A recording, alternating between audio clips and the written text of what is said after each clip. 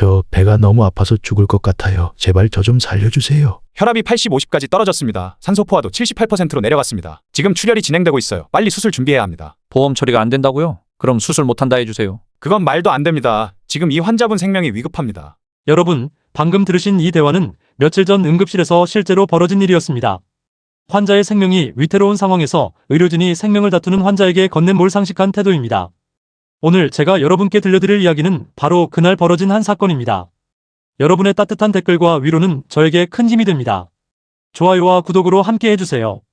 안녕하세요. 저는 서울 강북구에 살고 있는 62살 강하윤입니다. 저는 현재 대학병원에서 젊은 의사들을 가르치고 있습니다. 응급의학과 교수로서 현장을 떠난 지는 꽤 되었지만 오랜 세월 응급실에서 일하며 느꼈던 긴박감과 책임감은 여전히 제 마음속에 깊이 자리하고 있습니다. 그래서 후배들에게 진정한 의사의 길을 전하기 위해 지금도 현역에서 후배를 양성하고 있습니다. 왜 1분 1초가 급박한 상황에서 의료진은 수술을 주저했을까요? 여러분, 한 사람의 생명을 둘러싼 선택이 어떤 돌이킬 수 없는 결과로 이르렀는지 들어봐 주세요. 지금부터 제가 겪은 긴박했던 그날의 이야기를 들려드리겠습니다. 1월 초 서울은 한파로 꽁꽁 얼어붙어 있었습니다.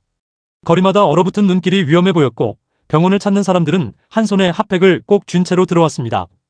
응급실은 독감, 감기, 동상, 부상 환자들로 가득했고 병원 곳곳이 바쁘게 돌아가고 있었습니다. 특히 독감이 대유행이라 기침 때문에 기절하시거나 호흡이 되지 않아 응급실로 달려오는 환자들로 북새통이었습니다. 구급차 소리가 끊이지 않았고 데스크는 환자를 접수하느라 분주했으며 의료진은 환자를 돌보느라 쉼없이 움직이고 있었습니다. 저는 그날 젊은 레지던트들이 환자를 어떻게 대하는지 살펴보려고 응급실에 나와 있었습니다. 응급의학과 교수로서 후배들이 현장에서 어떻게 행동하고 어떤 판단을 내리는지 직접 확인하고 조언하는 것이 제 역할이었습니다. 저는 꼰대 같아 보이지만 성격상 늘 후배들에게 잔소리 아닌 잔소리로 제 생각을 강요해왔습니다. 응급실은 언제나 전쟁터야. 여기에서는 늘 언제나 환자의 고통을 가장 먼저 봐야 해. 젊은 레지던트들은 제 말을 고개를 끄덕이며 들었지만 그중 대부분은 그 말의 의미를 완전히 이해하지 못했을 겁니다. 그때였습니다. 자동문이 열리며 바깥에서 한 노인이 비틀거리며 들어왔습니다. 노인은 키가 작고 마른 체격이었으며 겹겹이 껴입은 옷은 눈을 흠뻑 맞아 다 젖어 온몸이 축축했습니다. 얼굴은 하얗게 질렸고 손은 심하게 떨리고 있었어요. 저 배가 너무 아파서 죽을 것 같아요. 제발 저 좀 살려주세요. 노인은 힘겹게 말하며 두 손으로 배를 감싸고 있었습니다. 노인이 들어오자 데스크에 있던 간호사가 다가가 물었습니다. 신분증이나 보험증 있으세요? 노인은 고개를 저으며 작게 말했습니다. 지갑을 잃어버려서 지금은 아무것도 없습니다. 간호사는 잠시 고민하다가 젊은 레지던트 쪽을 바라보았습니다.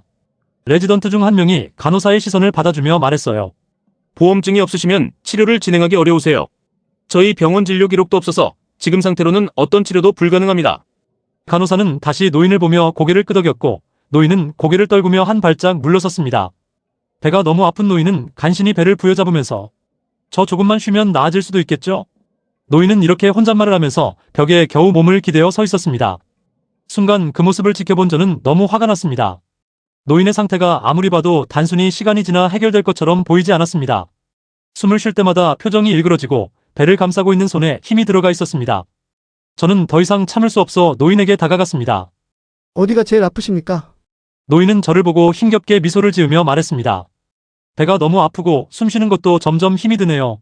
어제부터 아팠는데 오늘은 더 심해서 왔습니다. 노인의 얼굴에는 땀이 맺혀 있었고 들어왔을 때보다 얼굴이 더 창백해지면서 온몸이 떨리고 있었습니다. 그 상태를 보자 더 이상 지체할 수 없다고 판단했습니다. 이쪽으로 오십시오. 상태를 먼저 확인해 봐야겠습니다. 노인을 부축하며 진료실로 데려가려던 그때 젊은 레지던트 중 한 명이 저를 막아섰습니다.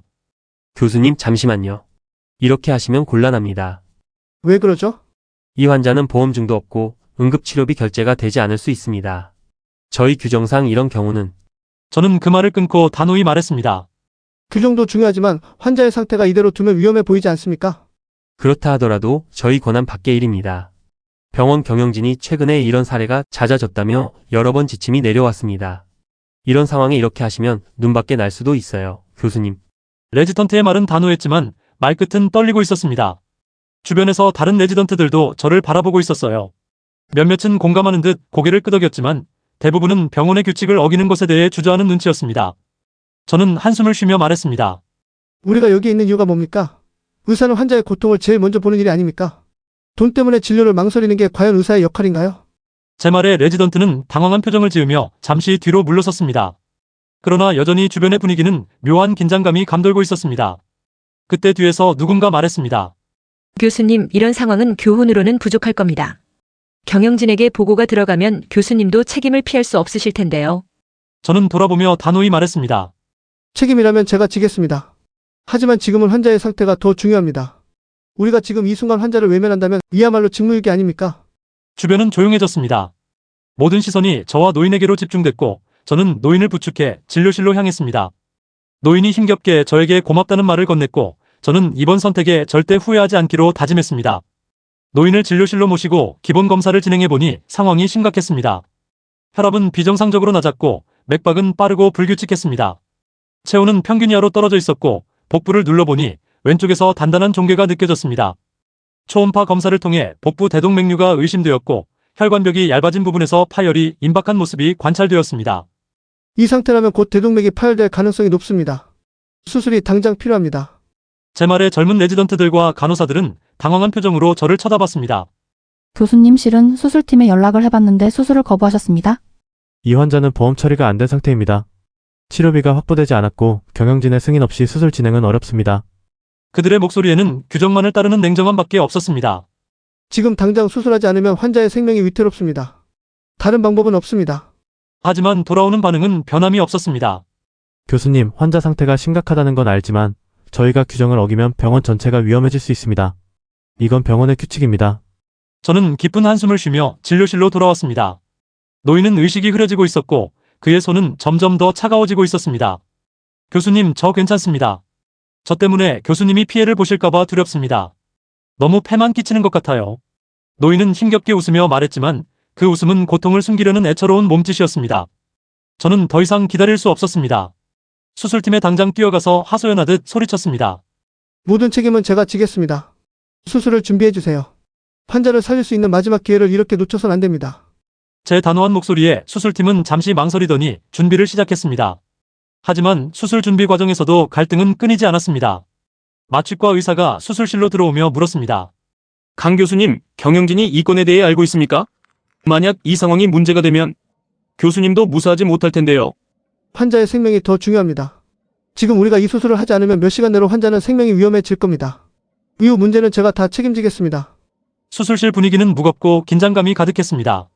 다른 의료진들은 제게 직접적으로 반대하지 않았지만 불안한 눈빛으로 서로를 쳐다보고 있었습니다. 노인의 상태는 빠르게 악화되고 있었고 저는 그들의 시선을 신경 쓰지 않기로 마음먹었습니다. 환자가 곧 쇼크에 빠질 겁니다. 모두 집중해주세요. 수술은 4시간 넘게 이어졌습니다. 혈관벽이 터지기 직전의 상태였고 이미 출혈이 시작된 부분을 발견하며 빠르게 조치했습니다. 모든 의료진이 긴장 속에서 각자의 역할을 다했고 수술은 성공적으로 마무리되었습니다. 수술 후 노인은 중환자실로 옮겨졌고 산소 포화도와 체온은 조금씩 정상 범위로 돌아왔습니다. 저는 노인의 안정된 모습을 확인한 뒤 피곤한 몸을 이끌고 그제서야 안도의 한숨을 쉬었습니다. 다음 날 병원 경영진 회의실에서 저는 무거운 마음으로 호출에 응했습니다. 회의실에 들어서자 경영진 몇 명이 차가운 표정으로 저를 기다리고 있었습니다. 그들은 준비된 자료를 펼치며 말을 시작했습니다. 강 교수님, 병원 규정을 어기고 무보험 환자에게 수술을 진행하셨다는 보고를 받았습니다. 환자의 생명이 중요하다는 점은 이해하지만 절차를 무시하면 병원의 전체 운영 체계가 위험에 빠집니다. 그들의 목소리는 엄격했고 비난으로 가득 차 있었습니다. 저는 잠시 그들의 말을 듣고 나서 조용히 말했습니다. 생명이 먼저 아닙니까? 병원의 이름이나 규정보다 중요한 게 생명 아닙니까? 우리가 의사로서 존재하는 이유는 환자의 고통을 덜어주고 그들의 생명을 지키기 위해서 아닙니까? 그 순간 경영진 중 한 명이 고개를 들어 저를 바라보며 차갑게 말했습니다. 강 교수님, 병원의 재정적 문제를 생각하지 않으셨다면 너무 순진한 판단이었습니다. 이런 일이 반복되면 병원의 신뢰와 운영이 위험해질 수 있습니다. 교수님의 열정은 존경합니다만 현실적인 한계도 고려해 주시길 바랍니다. 분위기는 차갑고 회의실 공기는 무겁게 가라앉아 있었습니다. 그때였습니다. 회의실 문이 열리며 한 젊은 남자가 들어왔습니다. 죄송합니다. 회의를 방해하게 되어 정말 송구합니다만 제가 꼭 드리고 싶은 말씀이 있습니다. 남자는 말끔한 정장을 입고 있었고 그의 뒤에는 비서처럼 보이는 사람이 서 있었습니다. 그는 병원 경영진을 향해 깊이 허리를 숙이며 정중히 말했습니다. 저는 이 병원에서 응급수술을 받으신 환자의 아들입니다. 먼저 제 아버지를 살려주신 강 교수님께 깊은 감사를 드립니다. 그의 말에 회의실 안에 모두가 일순간 말을 멈추고 그를 바라보았습니다. 노인의 아들은 고개를 들고 말을 이어갔습니다. 제 아버지는 한평생 사업가로 살아오신 분입니다. 현재 우리나라에서 손꼽히는 대기업 중 하나인 파르나스 그룹을 일구신 분이기도 합니다. 그런 아버지가 건강 문제로 응급실을 찾으셨고 생명이 위태로운 상황에서도 치료를 받을 수 없었다는 사실을 알고 정말 놀랐습니다.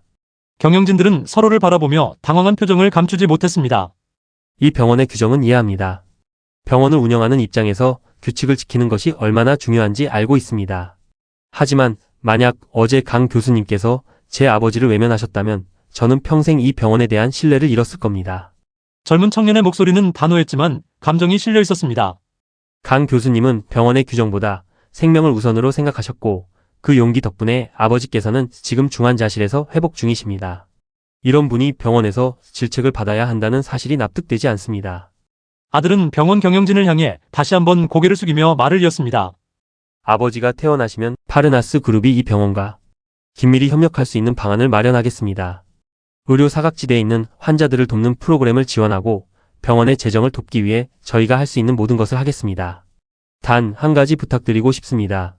강 교수님께 이번 일을 계기로 더 큰 책임과 권한을 맡겨주십시오. 경영진 중 한 명이 조심스럽게 물었습니다. 혹시 지원 규모는 어느 정도로 생각하시는지 여쭤봐도 되겠습니까? 남자는 잠시 침묵하다가 단호히 대답했습니다. 1년에 200억 원 이상을 장기적으로 지원할 계획입니다. 병원의 운영 체계가 더 강화될 수 있도록 재정적 문제를 근본적으로 해결할 방법도 마련하겠습니다. 회의실 안은 다시금 조용해졌습니다. 경영진은 당황한 표정을 지었지만 곧 한 명씩 고개를 끄덕이며 동의하기 시작했습니다. 회의가 끝난 뒤 그 남자는 저를 찾아와 따로 이야기를 나누고 싶다고 했습니다. 교수님, 제가 지금도 계속 생각하고 있는 게 있습니다. 교수님께서 제 아버지를 치료하시며 내리신 결단은 보통 사람이 하기 어려운 일이었을 겁니다. 하지만 그런 결단을 내리신 교수님께서 정작 병원에서는 얼마나 힘든 환경에서 일하고 계신지 잘 알고 있습니다. 그는 잠시 말을 멈췄다가 조용히 덧붙였습니다. 제가 조사해본 바로는 교수님께서는 지난 몇 년간 가족 간의 문제로 큰 어려움을 겪으셨고 현재도 의료진으로서 충분히 보상받지 못한 환경 속에서 일하고 계시더군요. 저는 그 말을 듣고 잠시 말을 잇지 못했습니다. 제가 도울 수 있는 방법이 있다면 최대한 도와드리겠습니다. 교수님 같은 분이 더 나은 환경에서 더 많은 생명을 살릴 수 있도록 돕는 것이 저희 가족이 할 일이라고 믿습니다. 그날 이후 병원은 대대적인 변화를 맞이했습니다. 파르나스 의료 지원 프로그램이 시작되었고 저소득층 환자들을 위한 전용 병동과 무료 진료 시스템이 구축되었습니다. 병원의 재정적 문제도 해결되었으며 의료진들이 더 좋은 환경에서 일할 수 있도록 처우가 개선되었습니다. 그날의 선택은 제 인생뿐만 아니라 병원의 방향까지 바꿨습니다. 그리고 그 선택이 저 개인에게도 예상치 못한 변화를 가져왔습니다. 사실 제 삶은 그렇게 평탄하지만은 않았습니다. 의사가 되기까지 저는 많은 것을 포기해야 했고 오랜 시간 어려운 환경 속에서 싸워야만 했습니다. 어렸을 때는 가난한 가정 형편 때문에 학비를 벌기 위해 여러 아르바이트를 전전했고 의과대학에 들어간 후에는 학업과 병원 실습을 병행하면서도 가족의 생계를 책임져야 했습니다. 특히 몇 년 전에는 어머니께서 큰 병에 걸리셨습니다. 그때도 치료비와 병간호 때문에 병원을 쉬어야 했고 동료 의사들보다 한참 뒤처지는 느낌에 자괴감이 들기도 했습니다. 하지만 어머니를 잃은 후 저는 더욱 결심했어요. 내가 겪은 어려움을 다른 환자들에게는 절대 겪게 하고 싶지 않았습니다. 긴 의사 생활을 하며 그 마음만은 흔들림이 없었기에 그 상황에서 그런 결정을 할 수 있었습니다. 그날 응급실에서 한 생명을 살린 뒤 저는 그 일을 끝으로 조용히 지나갈 줄 알았습니다. 하지만 생명을 구한 환자의 아들은 저를 그냥 지나치지 않았습니다. 노인은 파르나스 그룹의 대표였고 자신과 가족에게 큰 은혜를 베푼 저를 돕고 싶다고 했습니다.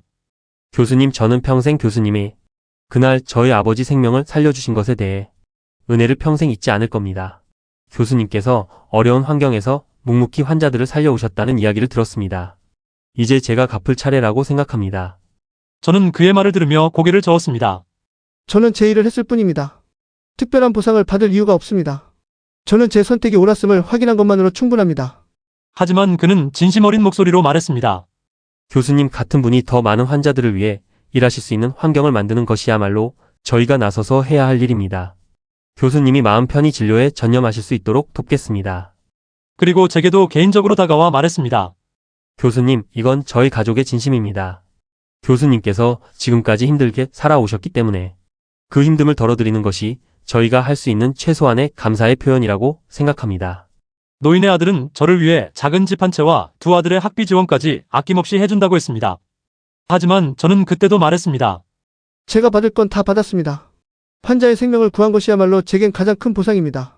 한편 그날 환자를 외면했던 레지던트들과 그 외 다른 의사들도 큰 깨달음을 얻었을 거라 생각합니다.